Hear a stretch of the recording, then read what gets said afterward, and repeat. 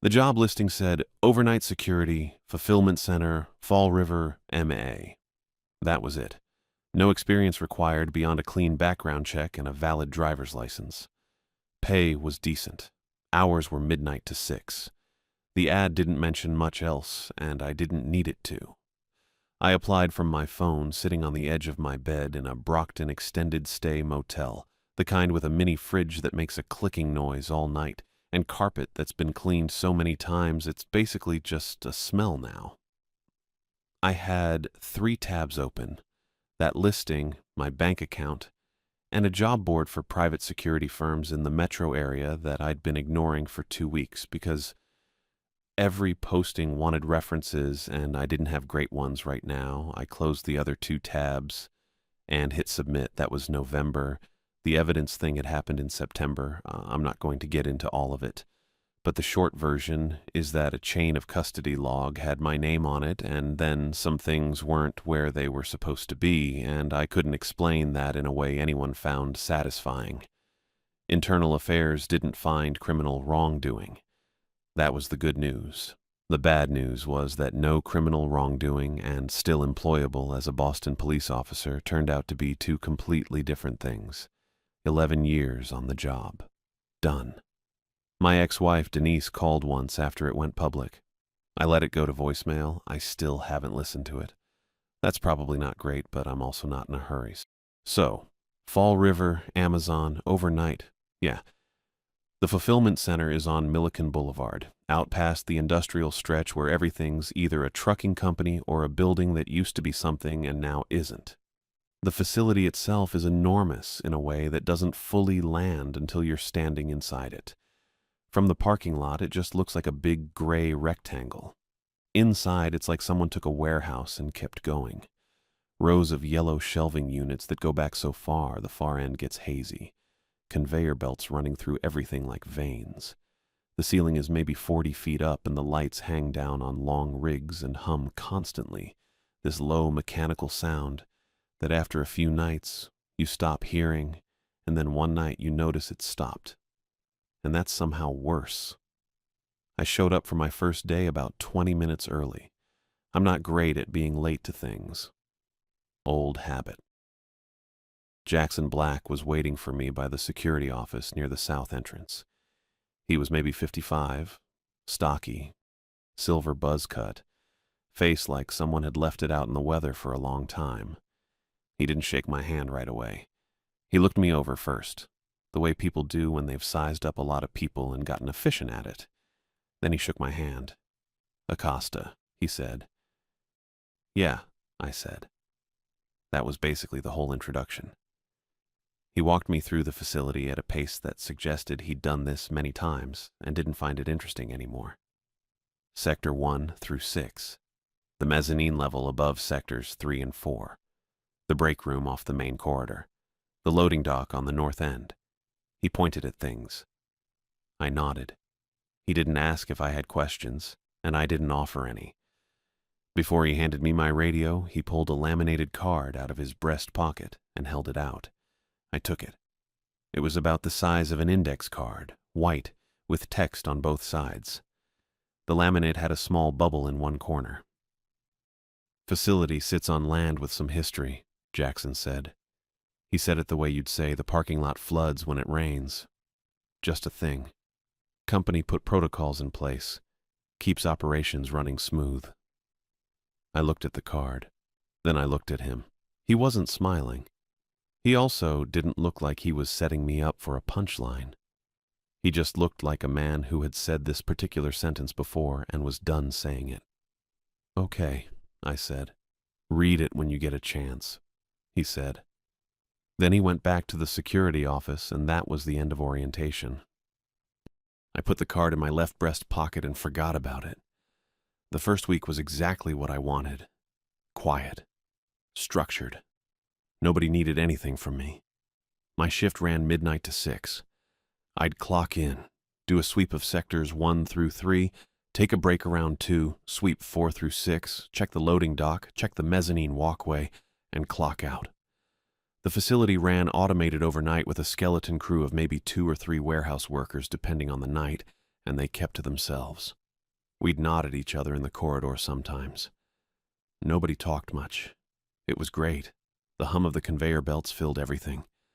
Yellow bins everywhere, packed with stuff waiting to go somewhere. I'd walk the rows with my flashlight even though the overhead lights were on because that's what the job was. Walk. Look. Keep going.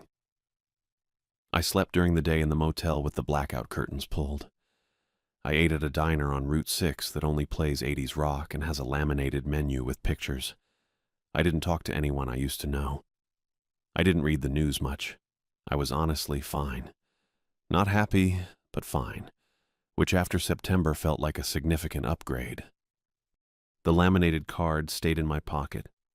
I moved it from my uniform shirt to my jacket and back again without ever unfolding it. Jackson's thing about the land and the history had sounded like the kind of thing older guys say to new hires to see if they'll get weird about it.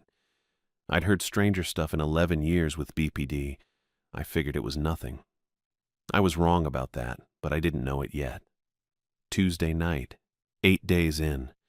I was in Sector 4, about halfway through my post-2 a.m. sweep. The overhead lights dropped, not all the way off. They went from their normal flat white down to this dull orange, like the color of a street lamp through fog. It happened in about 3 seconds.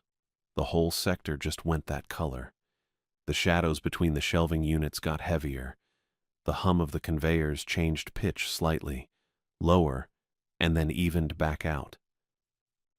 I stopped walking. I stood there for a second. My hand went to my radio. I didn't key it. I listened. The facility sounded the same. The belts were still running. Nothing was alarming exactly. It was just wrong in a way that was hard to name. I stood there in the orange dark between 2 rows of yellow bins and thought about Jackson saying the word protocols. Then I reached into my breast pocket and pulled out the laminated card. The card was laminated, like I said, glossy. The kind of thing you'd get at a hotel that tells you checkout is at 11, and please hang your towels if you want them reused. It had that same energy, informational, impersonal, like whoever made it had done this before and wasn't particularly interested in making it feel important. 5 rules, numbered, no header, no explanation, no company logo, just a list. The orange light made it harder to read than it should have been. I tilted it toward the nearest shelf light and squinted a little. The first one said if the conveyor belts moved backward, I was to leave the floor immediately and go to the break room. Stay there for exactly 20 minutes. Not roughly 20. Exactly. The second one said I was never to shine my flashlight into the mezzanine shadows. The third one said if I found a package addressed to the resident of the deep, I was to carry it to the incinerator chute and put it in without scanning it first. The fourth one said if a man in a vintage 1950s postal uniform asked me for directions to the loading dock, I was to point toward the south exit and say nothing. The fifth one said I was not to look into the security office monitors after 3 a.m. I read the whole thing twice. Stood there in the orange, half-dark between 2 rows of yellow bins and read it again. Then I kind of laughed. Not out loud. Just that thing where your face does it a little and you breathe through your nose. The resident of the deep. A man in a vintage postal uniform. I'd been a cop for 11 years. I'd processed evidence from crime scenes that would put most people off lunch for a week. I'd worked a case once where a guy kept his neighbor's mail for 4 years out of what he described as general principle. I'd seen weird. This wasn't weird. This was a bit. Jackson had the face for it, honestly. That flat, serious expression. The kind of guy who could hand you something completely absurd and hold eye contact without blinking. I'd met a few like that in BPD. They were always the ones running the long cons on rookies. You'd think they were the straightest arrow in the building, and then you'd find out they'd convinced 3 different guys that the break room microwave was haunted by a detective who died in the 90s. I figured that was it. Some version of that. A hazing thing. The kind of story that gets better the more the new hire plays along. I was still turning that over. kind of amused, kind of annoyed at myself for not reading the card sooner so I could have appreciated the setup earlier when I heard it. It came from somewhere deep in the facility. Not close. Sector 6, maybe 7. A groan, low and mechanical, the kind of sound a piece of industrial equipment makes when something's fighting against it. I know that sound. I'd heard it once before when a belt jammed on a Tuesday in week 2 and the whole sorting line shuddered before the system kicked off automatically. This wasn't that. This was the groan first, then a stutter, like something catching and slipping, and then the pitch of the whole facility changed. The hum I'd been walking around in for 8 days, the one I'd stopped noticing the way you stop noticing your refrigerator, it shifted. Lower. And then I realized what I was hearing was the belts running the wrong direction. Not stopped, running. Just backward. I stood there for a second. The card was still in my hand. Rule 1 was right there. I'd just read it maybe 40 seconds ago. Leave the floor immediately. Go to the break room. Stay for exactly 20 minutes. I thought, mechanical glitch. I thought, these things jam, they reverse. There's probably a reset protocol and it kicks in automatically and the whole thing's back to normal in 3 minutes. I thought, if I go hide in the break room because of a conveyor hiccup, I'm going to feel like an idiot. I thought, Jackson probably set this up somehow. I thought, I'm not doing that. I pocketed the card. Then I walked toward the main sorter. I'm not going to pretend that was a smart call. Looking back, it was the kind of decision that makes sense in the moment, and makes 0 sense the second you're out the other side of it. I had just read a list of rules written by someone who clearly knew something I didn't, and the first rule had just activated, and my response was to go investigate. That's me. That's always been me. 11 years of it. Walk toward the thing, check the thing, figure out the thing. It worked fine right up until it didn't, and then I lost my job over it, and apparently I hadn't learned as much from that as I thought. The main sorter was in Sector 6. I walked through 4 and 5, past the tall shelving rows, past the yellow bins stacked too high in some places, past the emergency exit signs throwing their red glow down on the concrete floor. The orange overhead lights were still doing their thing. The shadows between the shelves were thick. I kept my flashlight pointed at the floor in front of me out of habit, which I didn't think about until later. The sound got louder the closer I got. That backward hum. There's a difference in the sound of a belt running forward versus backward, at least on this equipment. Forward has a kind of smooth, rhythmic quality. Backward sounds like it's working against something, like resistance. I came around the corner into Sector 6 and stopped. The main sorter line was running. All of it. Every belt I could see from where I stood was moving, packages sliding along the rubber surface, and every single one of them was going the wrong direction, toward the intake end instead of the outbound end. Back the way they came. That part bugged me a little. There were maybe 30 packages visible from where I stood. Different sizes, different colors of tape, different labels, all of them moving backward at the same steady pace. No jam. No error lights on the panel I could see. Just the whole system running in reverse like someone had hit a switch. I stood at the edge of the sorting area and watched for a minute. Tried to figure out if there was a logical reason for it. A reset cycle, maybe. Some kind of maintenance mode I hadn't been told about. I went through the list of things Jackson had mentioned in my first week and came up empty. He hadn't said anything about the belts running backward. He'd said a lot of things about the facility layout, about the check-in procedures, about the radio protocol with the morning shift. Nothing about this. I took a step closer. The packages kept sliding past me, slow and steady, heading the wrong way. One package was different. I almost missed it.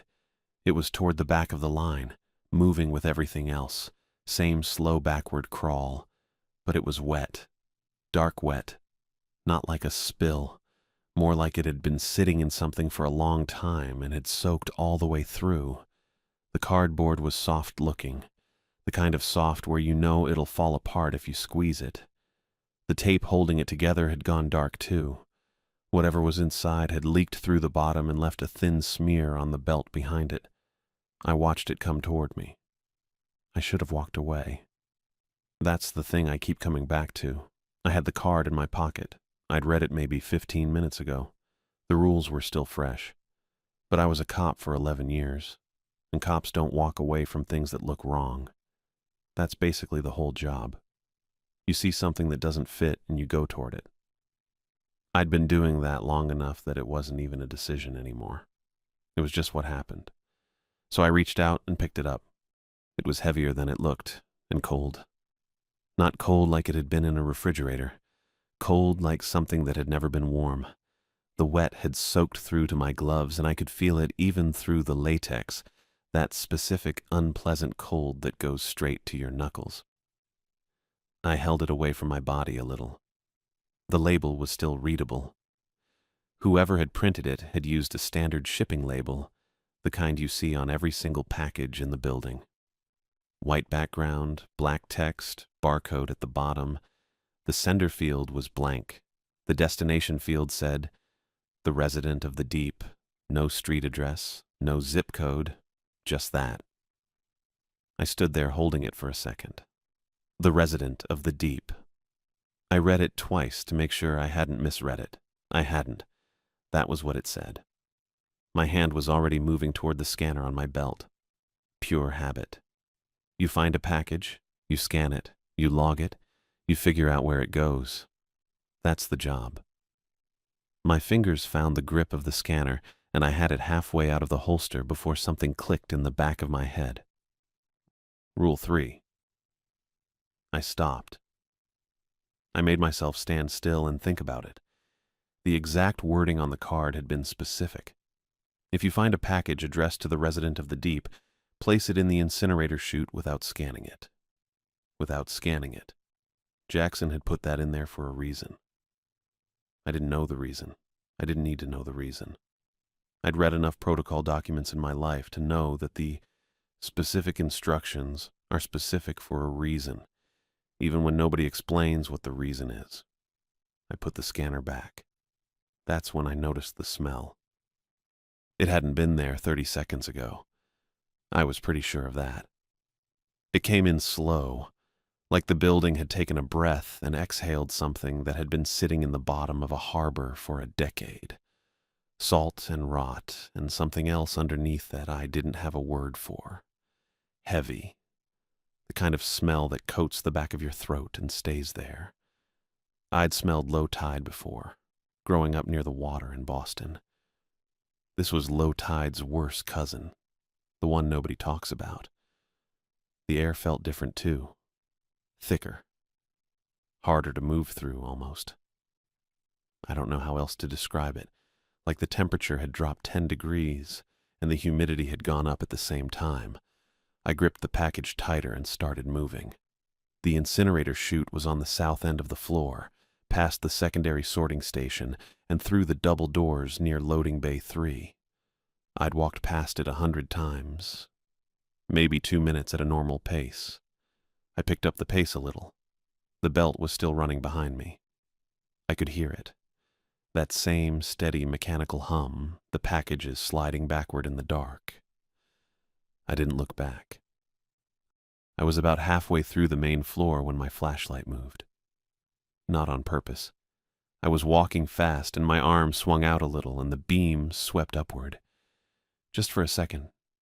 It caught the mezzanine railing above me, lit up the metal and the shadows behind it, and then I brought it back down. That was when I heard it. A wet sound, like something heavy and damp being dragged across a hard surface. One slow pull, then another, coming from directly above me. I stopped walking. The sound stopped too. I stood there in the middle of the floor with the package in one hand and the flashlight in the other, and I told myself to keep moving. I told myself that very clearly. Keep moving. Get to the incinerator. Deal with the package. Then figure out the rest. That was the correct sequence of events. I knew it was the correct sequence of events. I pointed the flashlight up at the mezzanine anyway. I don't have a great explanation for that. Old habit, maybe. Or just the particular kind of stupid that kicks in when you're scared and trying to prove to yourself that you're not. Either way, I did it. I broke the second rule on purpose, with full knowledge that I was breaking it. That's the part I'm least proud of. The beam hit the railing. There was a face. Pale. The kind of pale that's not a skin tone, just an absence of anything else. No eyes. Not closed eyes, not damaged eyes. Just smooth skin where the eyes should have been, unbroken, like they'd never been there. It was peering over the edge of the railing, looking down at me. Except it couldn't be looking, because there was nothing to look with. But that's what it was doing. I dropped the flashlight. I don't remember deciding to run. I was just running. The flashlight hit the concrete and the beam spun, and I was already moving. The package still in my hand, both hands now, holding it against my chest, and running hard toward the south end of the floor. My boots were loud on the concrete, and I didn't care. I hit the double doors with my shoulder, and they swung open, and I ran through the secondary sorting station without slowing down, and I found the incinerator chute on the wall exactly where it was supposed to be. I yanked the handle, and the chute door swung open, and I shoved the package in and slammed it shut. The smell cut off, just like that. 1 second it was there, and the next it was gone. Clean air, normal air, the regular smell of cardboard and machine oil and whatever industrial cleaner they used on the floors. I stood at the chute door with my hand still on the handle and took a breath. My hands were shaking a little. Not a lot. Just enough that I noticed. I'd broken 2 rules. I'd walked toward the main sorter instead of going to the break room.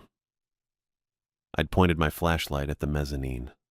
2 rules, and both of them in the span of about 10 minutes. I was doing great. I let go of the chute handle and started moving toward the security office. I needed to sit down. I needed to think. I needed to be somewhere with walls and a door that closed. The clock on the wall near the loading bay read 2:58 a.m. I kept moving. The security office was a closet with pretensions, maybe 8 by 10 feet, a folding chair, a desk that wobbled if you breathed on it wrong, and a bank of monitors showing 6 camera feeds in grainy black and white. I'd spent most of my shifts in there doing nothing. Reading, eating a granola bar, watching the timestamp tick over on the bottom of the screens. It was the least interesting room in the building, which was exactly why I liked it. I sat down, and the chair made a sound like it was annoyed at me. 2 minutes to 3. My hands had mostly stopped shaking by then. I put them flat on the desk and looked at the monitors. 6 feeds. Sector 2, Sector 4, the loading bays, the mezzanine walkway, the south exit corridor, and the north dock. All of them quiet. All of them showing the same empty warehouse they always showed at this hour. Yellow bins and conveyor belts and the long shadows between the shelving rows. The mezzanine feed was just static. Had been since I sat down. I didn't know if that was normal or not. I'd never really paid attention to which cameras were working and which weren't. That felt like a significant oversight now. I kept watching the north dock feed. That's where I figured it would show up, if it showed up anywhere. The north dock had the most shadow coverage, the most places to be. I was doing what I'd done for 8 years on the force, which was pick a spot and watch it and wait for something to move. Old habit. Probably not useful here, but it was what I had. The timestamp hit 3:01. I leaned in closer to the north dock screen. The image was grainy and the contrast was bad, and I was trying to figure out if the shape near the far loading door was a pallet jack or something else entirely. So I leaned in, got my face maybe a foot from the glass. That's when I saw him. In the reflection of the monitor screen, standing directly behind me. Gray uniform. Old-fashioned cut, the kind you see in photographs from the 50s, with a short-brimmed cap and a breast pocket with a pen in it. He was holding a leather mailbag over one shoulder. The bag was moving, not swinging, not shifting with his weight. Moving on its own, from the inside, like something in it was trying to get comfortable and couldn't quite manage it. I didn't move for a second. Maybe two. Then I spun around. Nothing. Empty office. The folding chair, the wobbly desk, the door I'd closed behind me. That was it. The room was exactly as I'd left it, minus one man in a vintage postal uniform who apparently didn't exist. I turned back to the monitors. He was still in the reflection. Same spot, same bag, same gray uniform, but now he was pointing. One arm extended, finger aimed toward the right side of the reflection, which would have been the left side of the room, which was roughly the direction of the south exit. I watched him in the reflection for probably 5 seconds. He didn't move except for the bag, which kept doing what it was doing. Then the frost started. It came in from the edges of the screens, all 6 of them at once, thin white crystals spreading inward across the glass like someone had turned the temperature down behind the monitors. It moved slow. Not fast enough to be alarming, just fast enough that you couldn't pretend you didn't see it. I put my hand on the edge of the desk and felt how cold the surface had gotten. The whole room was colder. I hadn't noticed it happening, but it had been happening. 3 rules. I'd broken 3 rules in one night. I was keeping count now. The radio on the desk crackled.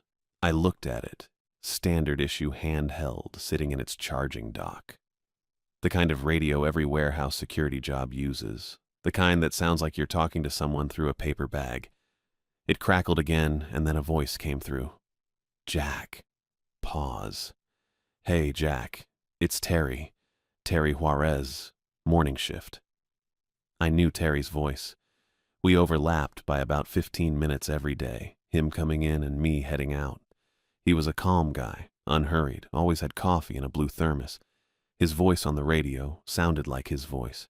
Exactly like it. I'm up on the mezzanine, the voice said. I don't know what happened.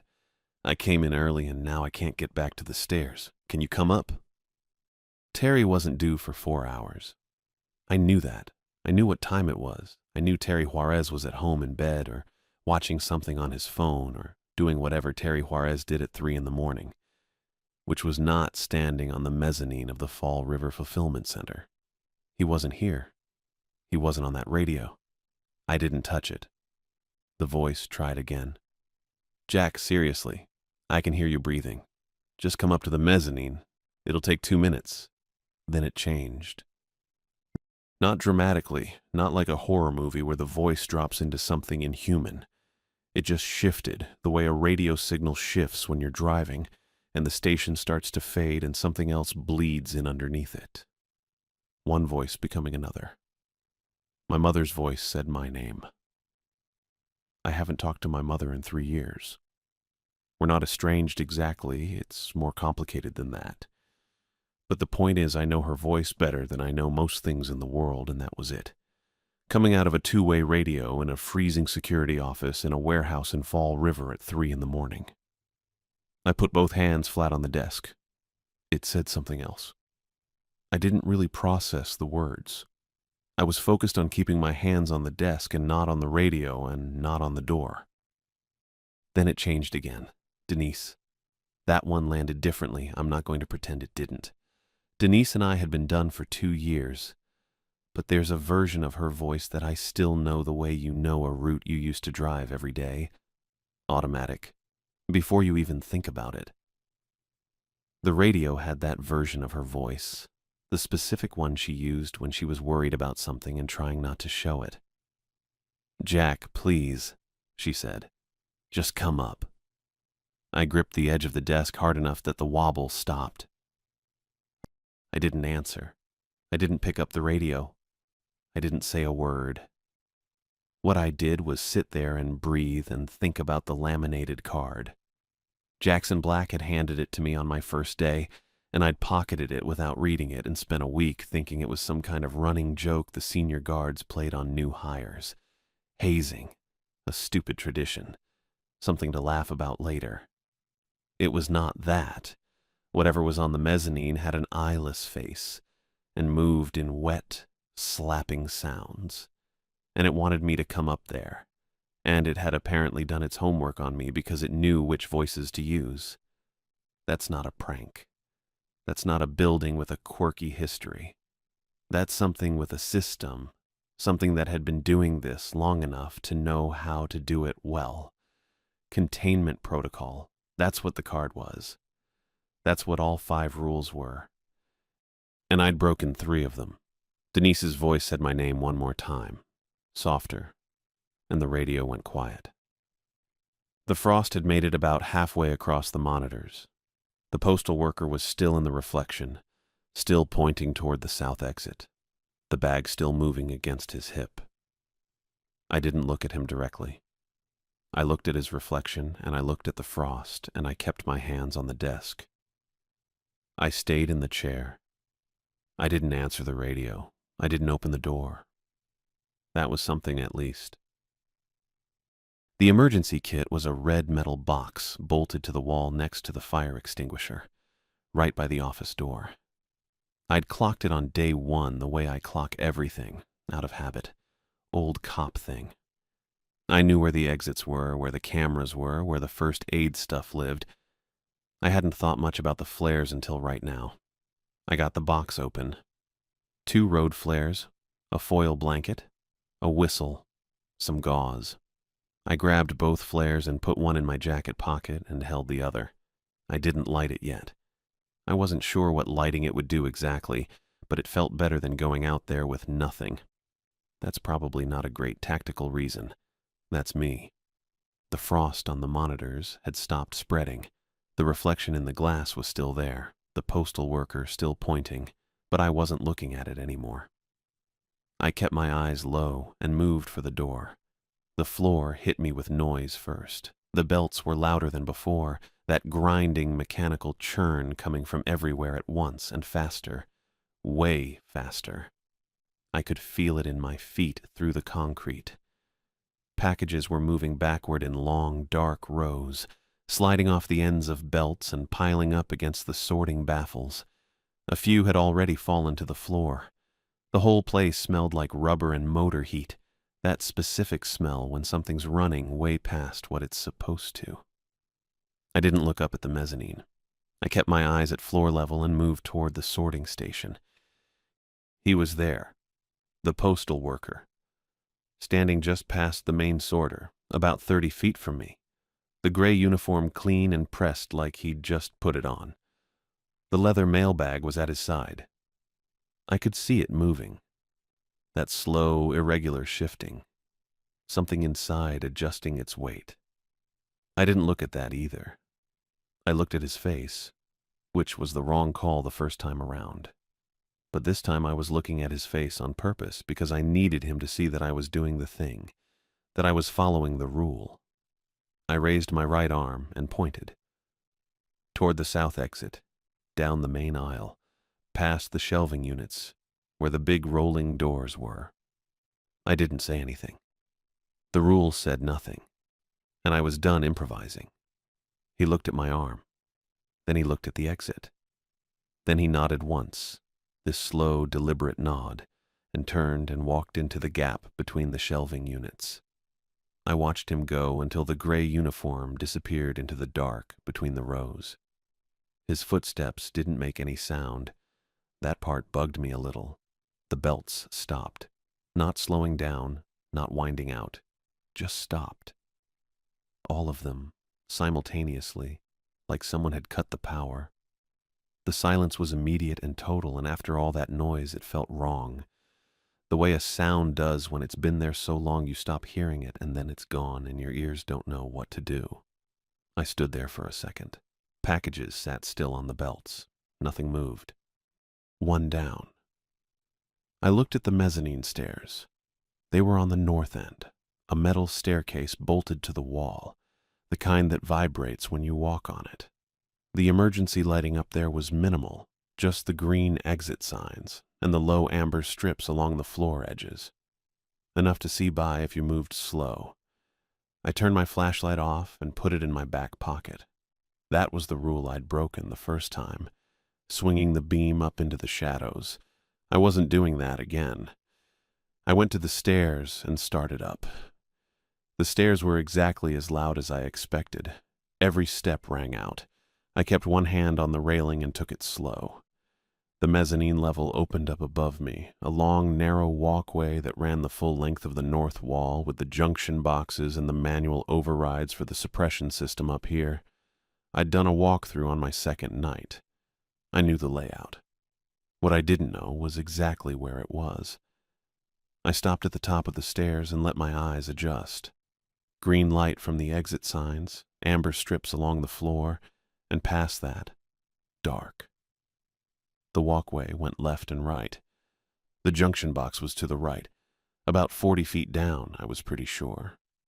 Maybe 50. I lifted my wrist and angled my watch face toward the nearest exit sign.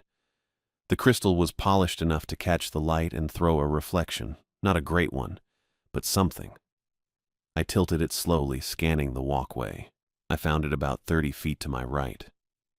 Huddled low against the wall near the junction box, pale and still. I didn't look at it directly. I kept my eyes on the watch face, and I kept moving, slow, one foot in front of the other, staying close to the opposite railing. It didn't move when I moved. That was either good or it wasn't. I decided not to think about which one. The junction box was a gray metal panel, surface-mounted, with a hinged cover. I'd seen it during the walkthrough. The manual override for the suppression system was inside, a big red lever that you had to flip up and then push sideways. It was designed to be hard to trigger by accident. 2 motions, not one.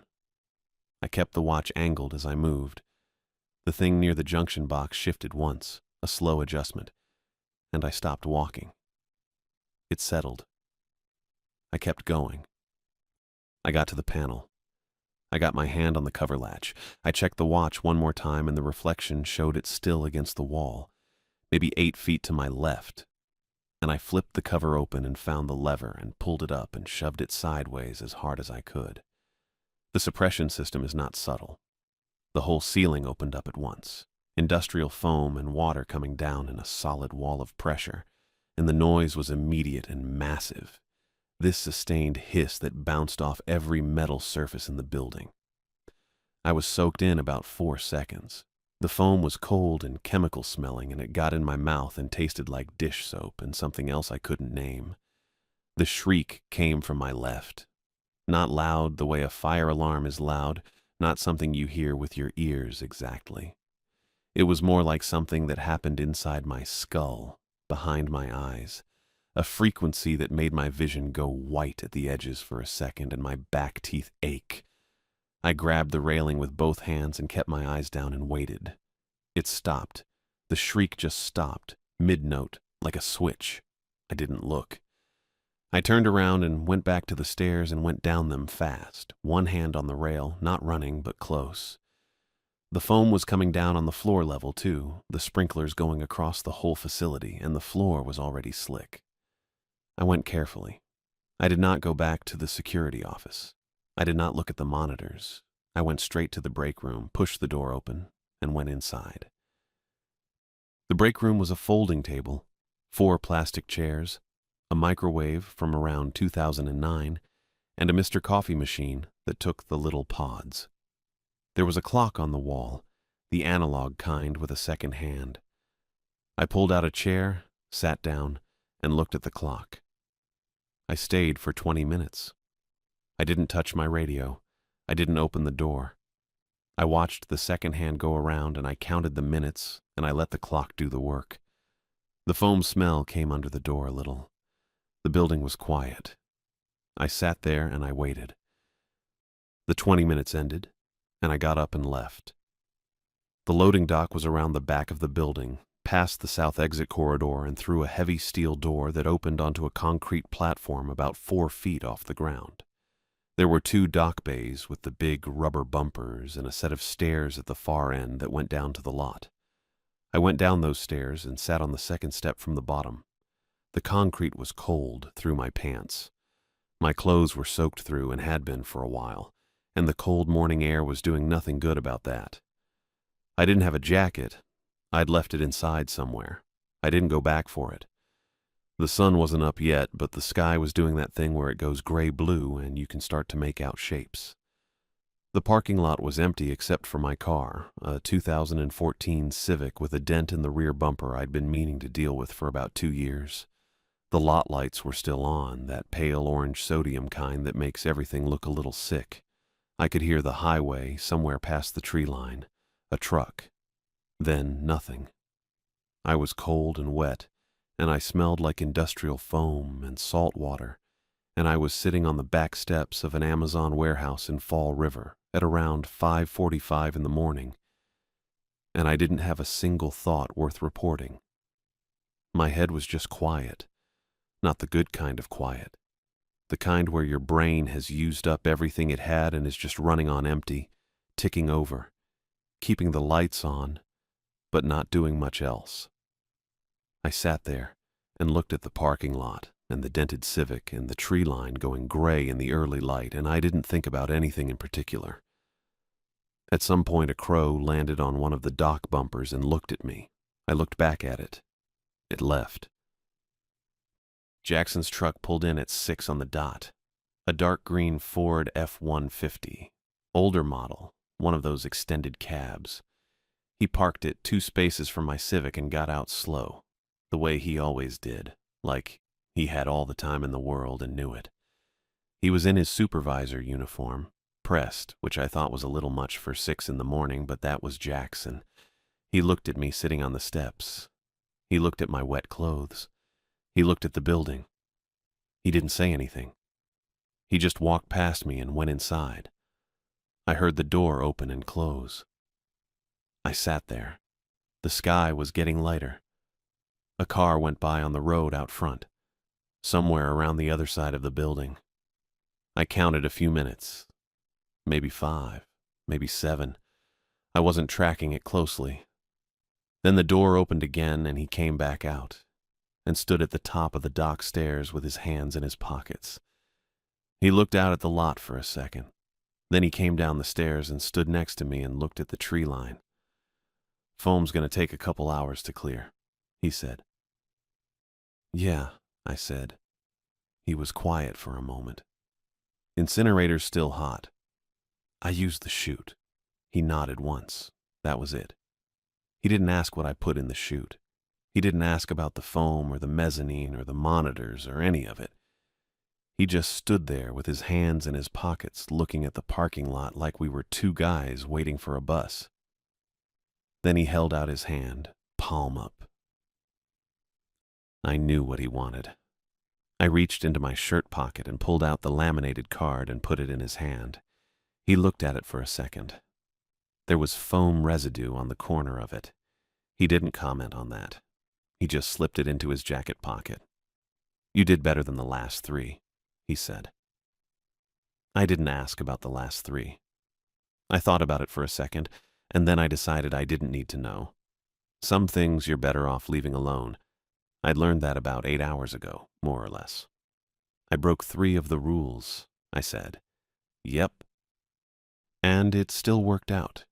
He looked at me then, just briefly. This time, he said. That landed. He didn't say anything else after that, and I didn't push it. He went back inside to deal with the foam situation, and I sat on the steps until the sun actually came up over the tree line, and the lot lights clicked off automatically. The morning went yellow and cold and ordinary. I could hear pigeons somewhere on the roof. A delivery truck came around the front of the building and beeped twice, which meant the day shift logistics crew was starting to show up. Normal sounds, regular morning. I got up, went to my car, and drove home. I kept the job. I don't know exactly why I expected that to be more complicated. I figured there'd be paperwork about the sprinkler system, or somebody from corporate would call, or I'd have to explain the incinerator usage to somebody in a headset. But nothing happened. Jackson handled whatever needed handling. The foam got cleaned up. The facility was back to normal by the time my next shift started. I showed up 40 minutes early that night. I sat in the break room with a cup of bad coffee from the Mr. Coffee machine, and I read through the protocols again. Not the card. Jackson had that back. I'd written them down in a small spiral notebook I bought at a CVS on Pleasant Street on my way in. 5 rules, written out in my own handwriting, clear and plain. I read them twice. I thought about each one. I thought about what happened when I didn't follow them, and I thought about what happened when I did. I put the notebook in my front left pocket, where I could get to it fast if I needed to. Then I went out onto the floor and started my shift. That's basically how it went from then on. I came in early. I read the rules. I did my rounds. The belts ran forward. The packages went where they were supposed to go. The mezzanine was empty. The monitors stayed off after 3. I checked every label before I touched anything, every single time, even the ones that were clearly a return from somebody in Taunton sending back a blender. I checked anyway. It took 2 extra seconds. That was fine. The nights got quiet. Not the bad kind of quiet, the other kind. Just the hum of the machinery and the occasional beep of the sorter and my boots on the concrete and the building doing what it was supposed to do. I got to know the sounds of the place, the specific pitch the conveyor made on the east side versus the west, the way the loading dock door rattled a little when the wind came in off the water. I knew which overhead light in Sector 3 flickered for 30 seconds every night at around 1:15 and then steadied out. Normal things, predictable things. I'd come to Fall River looking for exactly that. Routine. Quiet. Something low stakes where nobody knew who I was or what I'd done and nobody was going to ask. I'd wanted a place to just exist for a while without the weight of anything that mattered. I got that. I also got a clear understanding of what the routine was protecting against, which I hadn't been looking for but which turned out to be useful information. Probably the most useful information I'd had in years. I stopped treating the rules like noise. That was the whole change, really. Everything else followed from that. The facility ran fine. The shifts were manageable. I didn't look into the monitors after 3. I didn't shine my light into the mezzanine shadows. I pointed toward the south exit when I needed to, and I said nothing. I put certain packages in the incinerator chute without scanning them, and I didn't think too hard about what was inside. It was enough. It was actually enough. I'm not saying I figured it all out. I didn't. I still don't know what the thing on the mezzanine was, not really. I don't know who the postal worker was delivering for, or what was in the mailbag, or what would have happened if I'd answered the radio that night. I don't know what Jackson meant about the last 3 guards, and I made my peace with not knowing. Some doors you don't open. I know that now. I knew it before, technically, but knowing it and actually doing it are different things. And it took a wet Tuesday night in a foam-covered warehouse to get me the rest of the way there. I showed up for my shift the next Tuesday, and the one after that. The belts ran forward.